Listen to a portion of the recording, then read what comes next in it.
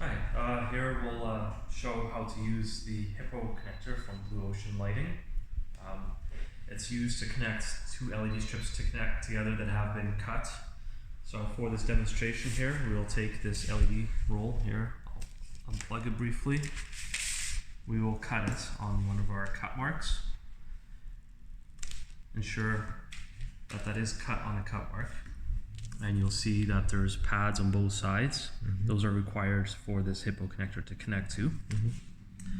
At this stage, I would recommend to peel a bit of the adhesive paper from the back so it doesn't get caught inside.